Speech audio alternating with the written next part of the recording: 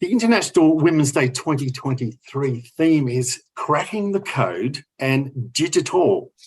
DigitaALL in terms of innovation and technology for gender equality. Given the overarching theme, what I'd like to ask all of you, again, Michelle, then Sabine, and then Spice, based on your experience, can or will innovation and technology lead to gender equality? So I think that innovation in technology has already and will continue to have a significant impact on gender equality. Being able to use technology to work and study from home has opened up the doors for so many women to work and study flexibly while also caring for family, but has also allowed men like my husband to spend more time at home and take on more family and household responsibilities. So I can see it's absolutely had an impact there, particularly in the last couple of years, during COVID. And I also think that for women around the world, innovation and technology has opened up doors to be able to work and study remotely where it may not have been possible to travel due to, family responsibilities or finances or safety. So I hope that technology continues to open up, those kind of doors. And, even in my situation, for me being able to attend training and conferences virtually, sometimes it's just not possible in person due to my family responsibilities or when I was pregnant and breastfeeding and all of that sort of thing. So it really does open up the world. And it might seem like that's a small thing, but it absolutely rolls into bigger things because being able to participate in, say, for example, training leads to upskilling, which leads to a better job, which leads to a promotion and an award and better pay. And then that's how we get to things like, to true equality. So, yes, I can absolutely see how innovation and technology has already had a big impact on helping us get to that space of gender equality. Well, that's a fantastic response. And I will say, Michelle, I hadn't thought of many of the issues you just raised, but maybe that's a male perspective. Speak, what about your view? Yeah, I totally agree with Michelle. It has helped so much. Another aspect that innovation technology has already helped is connection and communication. We, like I mentioned before, we're in a very fortunate country, in a very fortunate situation. But many women all over the world, we wouldn't even know anything about what's happening there if it wasn't for technology and how it connects us all over the world. And it's very important that if it's not them, then it's whoever is able to access the technology and shares what's happening with other people all over the globe.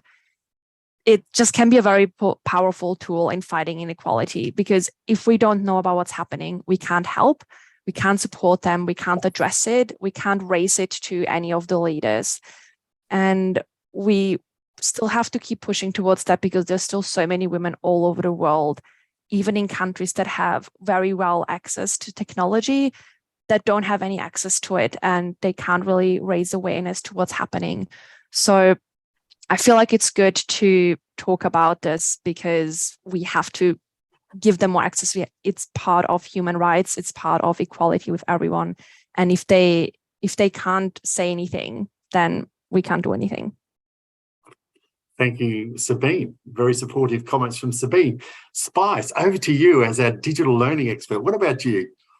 How's it going to help? Can it help with equality?